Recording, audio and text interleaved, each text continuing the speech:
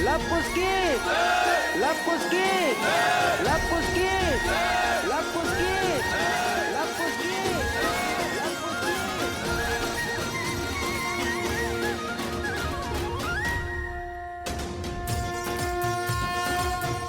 ये टीका आपके इस गांव पर आधिपत्य का संकेत है। आज से आप दोनों इनके नायक, इनके राजा हुए।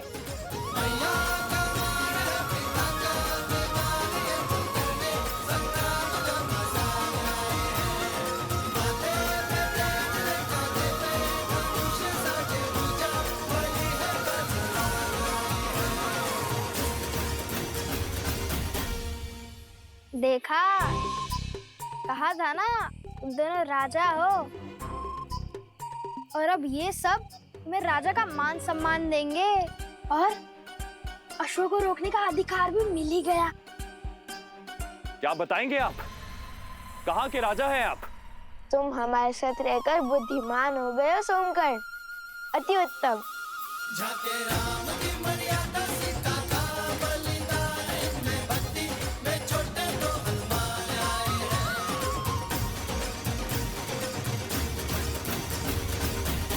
अरे शिवर, क्या आप हमें माता सीता के बारे में जानकारी दे सकते हैं?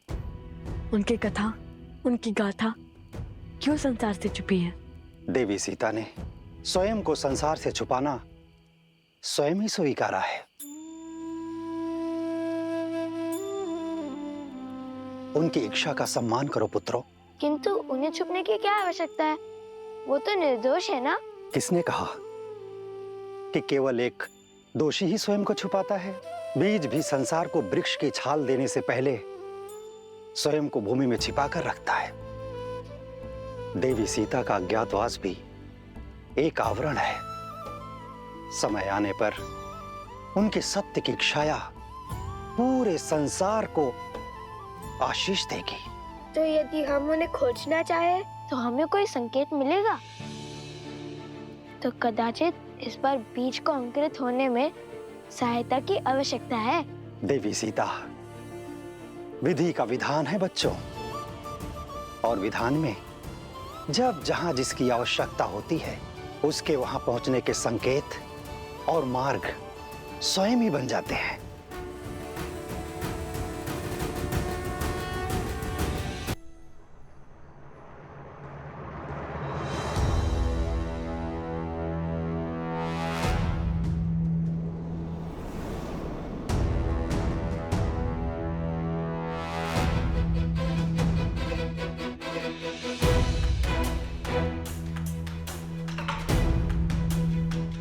यहाँ युद्ध के बाद छाई शांति है। ना पशु है और ना ही पक्षी। सब भयभीत होकर छिप गए हैं, अर्थात युद्ध निकट ही घटा है।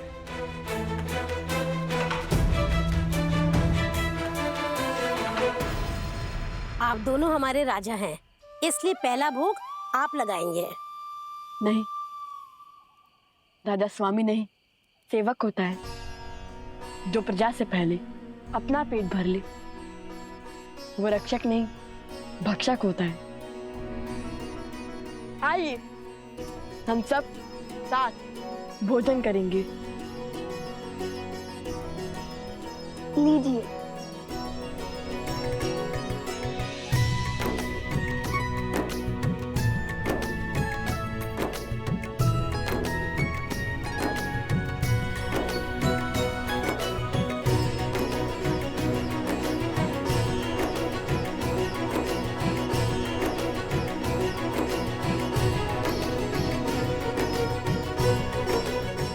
आहा, आनंद आ गया। बड़ा परिश्रम किया है ना सुबह से। अच्छा आप बताओ, तुम दोनों ने उस बूटी को पहचाना कैसे? इतनी बूटियों के बीच में तुमने इस एक बूटी को कैसे खोजा? जब मन में धर्म की धुन लिए कोई सुकर्म करने निकलो तो स्वयं प्रकृति भी आपकी सहायता करती है। और फिर रामायण की कथा है ना हमारी सहायता के लिए। हमें पता था ऐसी चमत्कारी बूटी चमकती ही होगी। वो हुआ ये भैया कि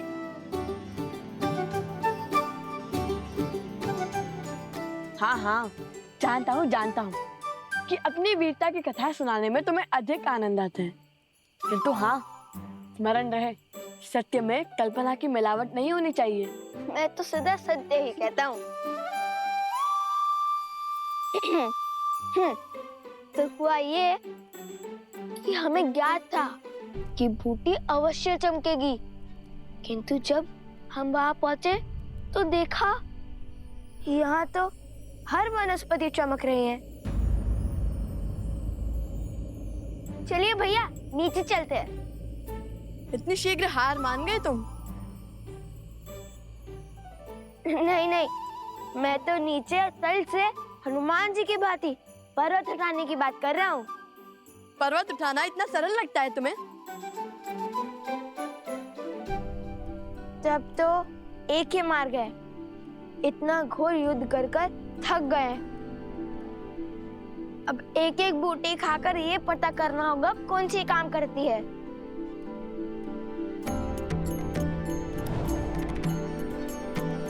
और यदि कोई भी बूटी विषैली निकली तो?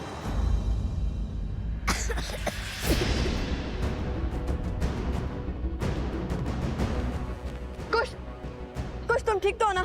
कुछ उगलो से कुछ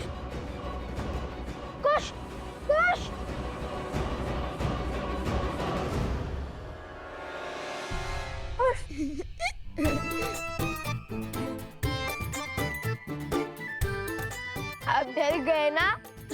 मुझे तो कुछ नहीं हुआ। कभी तो गंभीर हो जाया करो कुछ।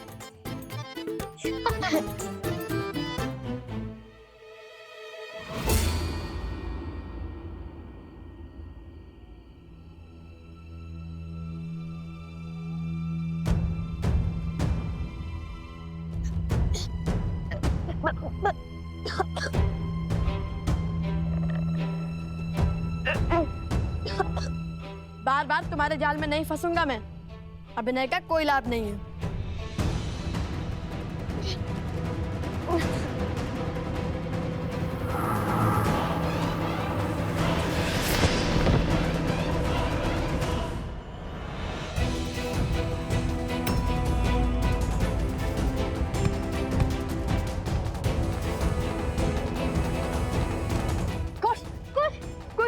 कुछ क्या हो गया तुम्हें? ये बूटी तो सद्य में विषैली निकली। कुछ उठो, कुछ। फिर क्या? मेरा नीलाकंठ देखकर भैया को विश्वास तो हो गया था, किंतु लगता है विष फैल रहा है। अब क्या करें? भैया अब बूटी खोज लोगे ना? कैसे कुछ? तुम्हारी अटपटी बातों से ही तो मुझे नए मार्ग दिखते हैं। तुम्हारे बिना मैं क्या करूंगा?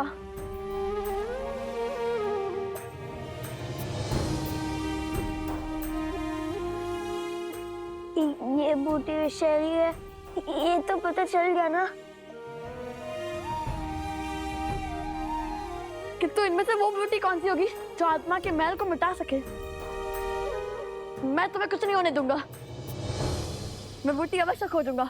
सोम, तुम कुछ के साथ रहो, मैं बूटी लेकर आता हूँ।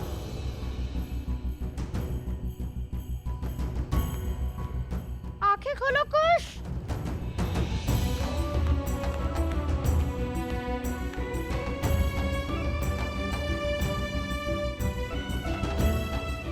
मलिनता को कौन मिटा सकता है? ऐसी क्या पवित्रता हो सकती है? अग्नि? नहीं। गंगा? किंतु वो तो यहाँ से कोसों दूर है। हे प्रभु, सहायता कीजिए हमारी।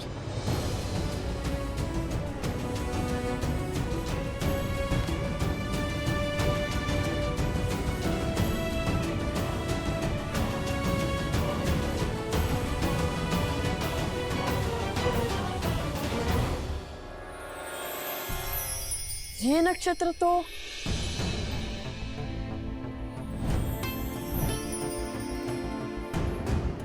पुष्य नक्षत्र है, पवित्रता का चिन्ह। और पुष्य नक्षत्र के स्वामी तो स्वयं बृहस्पति देव हैं। हे बृहस्पति देव, सहायता कीजिए हमारी। ओम बृहस्पते नमः, ओम बृहस्पते नमः।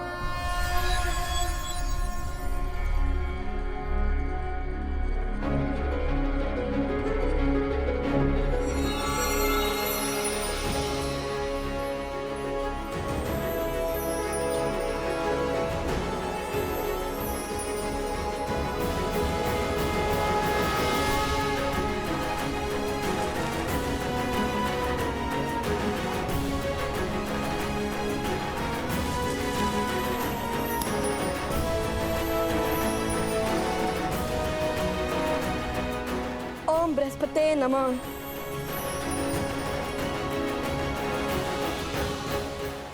कुश। ओम बृहस्पतिये नमः, ओम बृहस्पतिये नमः।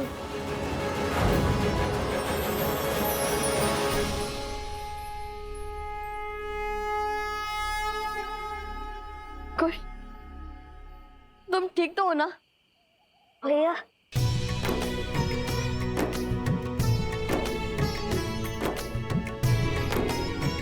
कुश, मेरे भाई।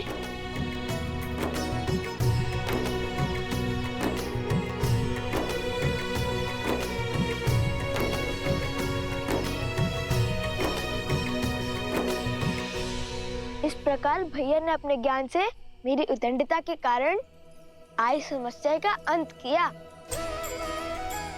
किंतु सदैव की भांति कुश की उद्दंडता के कारण ही हमें इतनी शीघ्र इस विपदा का हल मिल गया।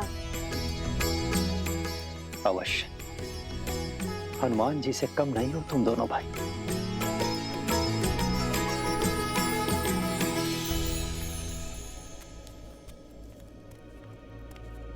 पूरा वन घूमकर पुनः यहीं पर आ गया।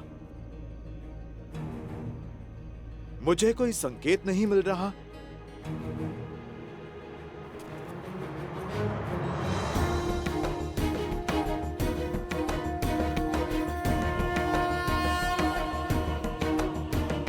यहां पर स्वास्तिक किसने बनाया?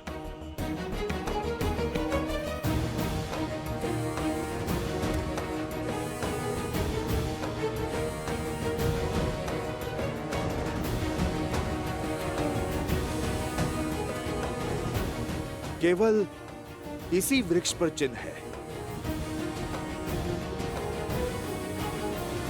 शीघ्र चलिए, मुझे आप सबको कुछ अलौकिक दिखाना है। अर्थात सीता माता मिल गई क्या तुम्हें? माता सीता तो नहीं, किंतु उन तक पहुंचने की सिद्धि अवश्य मिल गई। सोचिए भाभी श्री, सोचिए।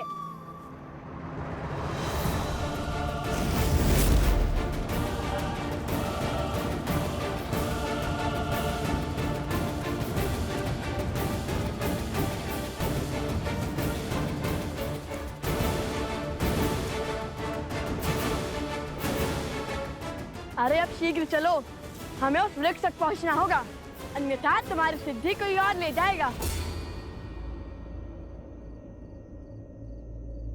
ये कैसा आभास है?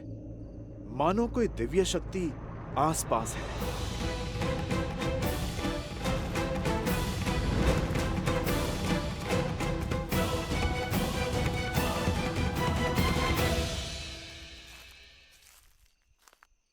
हनुमान जी, सैनिकों,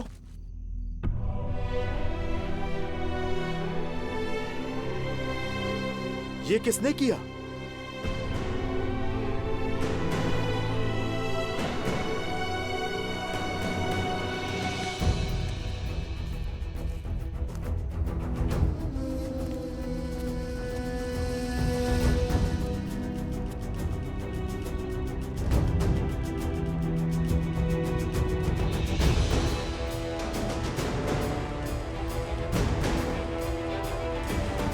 हम इसी गड्ढे में गिरे थे हनुमान जी। उन ऋषि कुमारों पर जब हम प्रहार करने गए तो उन्होंने हम पर ब्रह्मास्त्र छोड़ दिया। अश्व को पकड़ने वाले भी वो 2 ही थे और बाकी के सैनिक और राजनुज शत्रुघ्न यहाँ गिरे थे।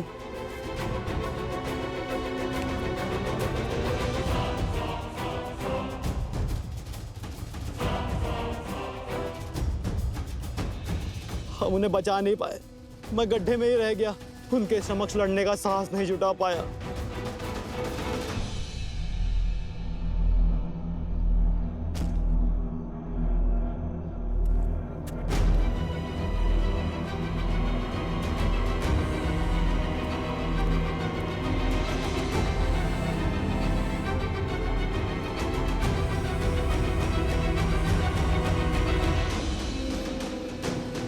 ये सब मूर्छित हुए हैं, इनके प्राण नहीं निकले हैं, सम्मोहन अस्त्र के पाश में बंधे हैं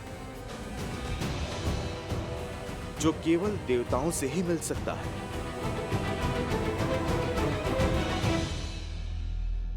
पर शत्रुघ्न भैया कहां हैं? हम उन्हीं को खोज रहे थे हनुमान जी, तब तक आप हमें दिख गए। लगता है इन बालकों के पास दिव्य शक्तियां हैं। अवश्य ही ये वही ऋषि कुमार हैं जो अयोध्या आए थे। वो एक दूसरे को लवकुश कहकर पुकार रहे थे। लवकुश? इतने बड़े राम भक्त अपने ही प्रभु का अश्व क्यों रोकेंगे? तुम इन्हें अयोध्या ले जाओ। शत्रुघ्न भैया को मैं खोजता हूं। महाराज को सारी सूचना विस्तार से देना।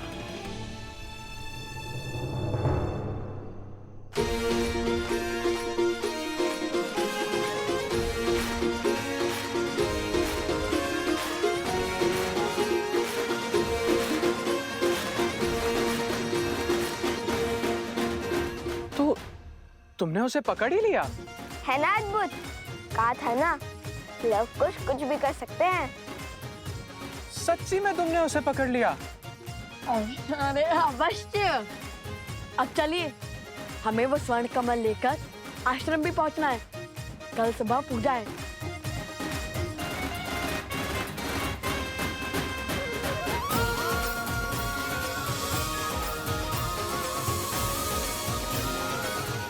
प्रभु, अद्भुत शक्ति के साथ लड़ रहे थे वो दोनों ऋषि कुमार। दिव्य अस्त्र थे उनके पास और एक दूसरे को वो लवकुश कहकर पुकार रहे थे।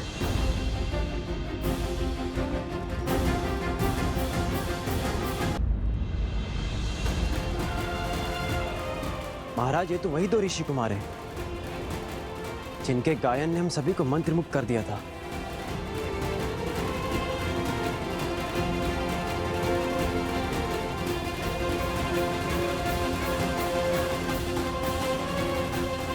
उनकी गायन की भांति उनका युद्ध कौशल भी बहुत अद्भुत था। जैसे युद्ध नहीं कोई खेल हो, और चिंता का तो कोई भाव ही नहीं था उनमें। अक्षम्य है ये, हमारे वीर योद्धाओं का अपमान है। 2 बालक जो युद्ध को मनोरंजन समझते हैं, हमारी सेना को परास्त करके चले गए।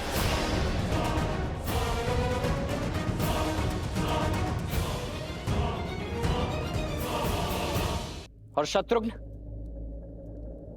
कहाँ है?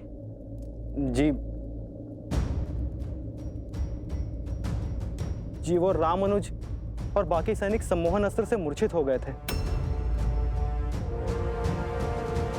और उसके पश्चात रामानुज शत्रुघ्न लुप्त हो गए। हनुमान जी उन्हें खोजने का प्रयास कर रहे हैं।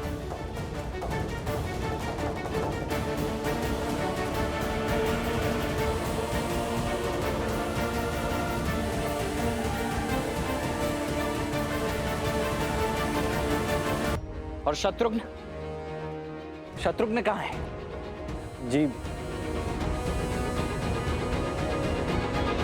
जी वो रामानुज और बाकी सैनिक सम्मोहन अस्त्र से मूर्छित हो गए थे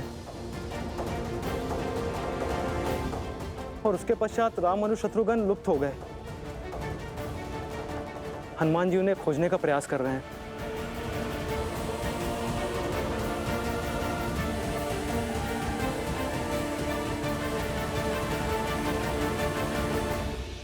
यदि आज अयोध्या की सेना एक तुच्छ से युद्ध में इस भांति पराजित हो गई, तो कल को कोई भी राजा हमारे साम्राज्य को चुनौती देने खड़ा हो जाएगा भैया। ये हमारी मर्यादा पर प्रश्न चिन्ह है।